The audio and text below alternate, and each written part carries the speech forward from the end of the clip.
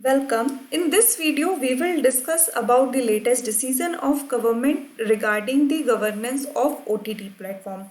So in this particular video, we will discuss what the decision was all about, what kind of impact it could have over the OTT platforms, basically what are OTT platforms and how they are different from the DTH channels that we have become used to watching from our childhood. So let's begin.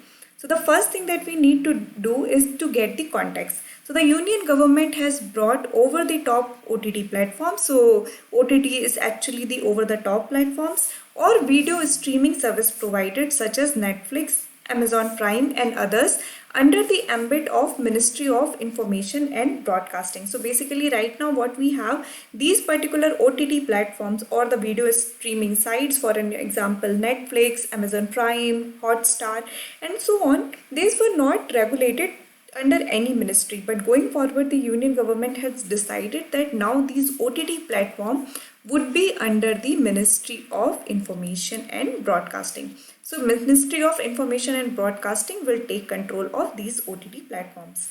While the print was regulated by Press Council of India and Television, both news and entertainment were being regulated by the Cable Network Regulation Act of 2005. Currently, there is no law or autonomous body governing the digital content. So, if you have actually thought about it, if you go to the Netflix or for an example, the content over here is actually not regulated by any of the government authorities as of now.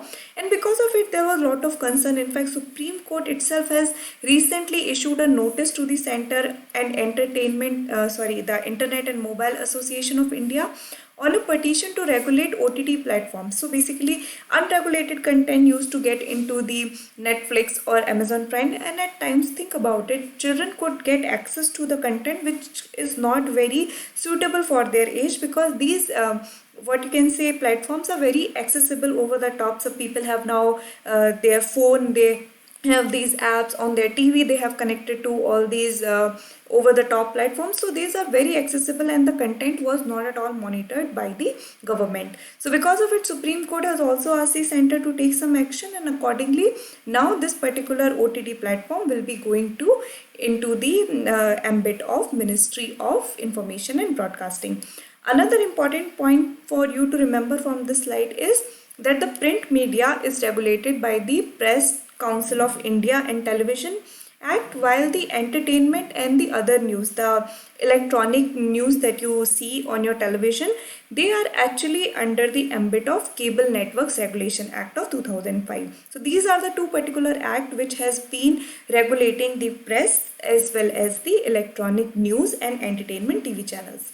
So now let's try to understand more about what kind of impact now this particular decision could have. So the current move will give the government control over OTT platforms which were unregulated till now.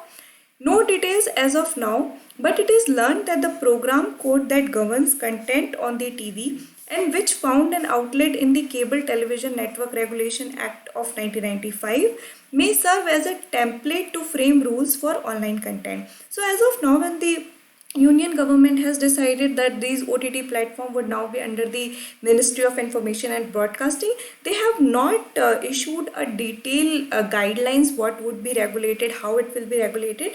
But the idea or speculation is that it could be along the lines of how the content on the TV is regulated by the Cable Television Network Regulation Act of 1995.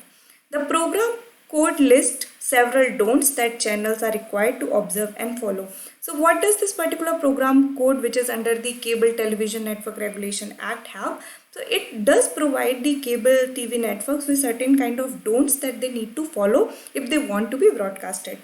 Currently, electronic media monitoring centers, which was set up in 2008, is entrusted with the work of monitoring content on TV. So basically, there is a regulation that the program code is already there, which the cable network has to follow. But how the monitoring would be done, what kind of content goes over, how it will be monitored. So that particular responsibility is with Electronic Media Monitoring Center.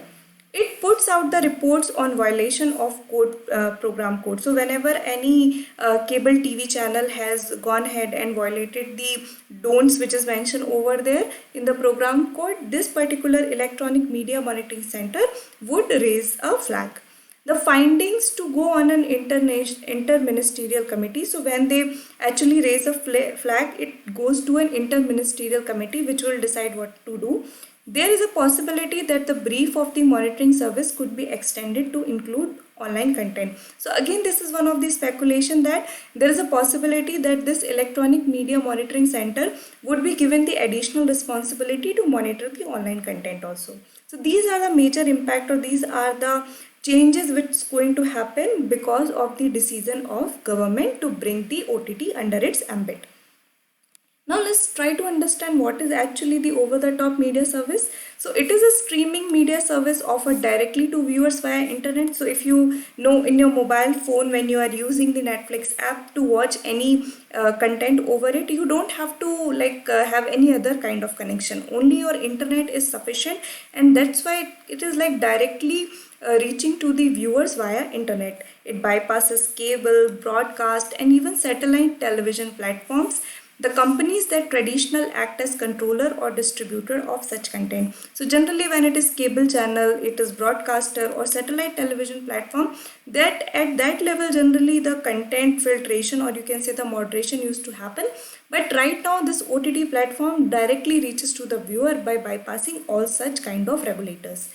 The term is most synonymous with the subscription-based video on demand services that offer access to film and television content. So for an example, when you are going from Prime Video, for an example, you pay for the videos you go ahead and watch. So there is, again, in the Prime, it's a single kind of subscription, but for an example in Netflix, if you see, there are different plans of subscription. You can have a plan where only you can watch with the HD resolution. There are plans in which you can get connected to 5 devices at a time. So such a kind of subscription based video on demand model is followed by the over the top media services. So this is something you need to know about what is basically OTT platforms are. Now let's just quickly understand that when we were kids, we used to watch DTH channel. In fact, right now also Tata Sky do provide the services, for an example, for DTH. So how DTH is different from OTT? So DTH is acronym for direct to home service. It is the digital service, satellite service that provides television viewing services directly to subscriber through satellite transmission anywhere in the country. So what they are using? They are actually using the satellite transmission. The signals are digital by nature and received directly from the satellite. So this is how the DTH works. Now let's just look at the right side of the panel and see how over the top works. So over the top media service is any online content provider that offers streaming media as a stand-alone product. The term is commonly applied to video on demand platform, but also refers to audio streaming, messaging services, or internet based voice calling solution. It needs access to the internet and smartphone, laptops and computers. So over the top, generally it's about the video streaming flight, but the WhatsApp calling also would be considered as one of the over the top services. So that is the whole ambit of the OTT, and DTH is the satellite transmission. On the other hand, in OTT you require the internet connection. So these are the major differences between DTH and OTT. So I hope you have understood this video. If you have any doubt, feel free to drop a comment. Thank you.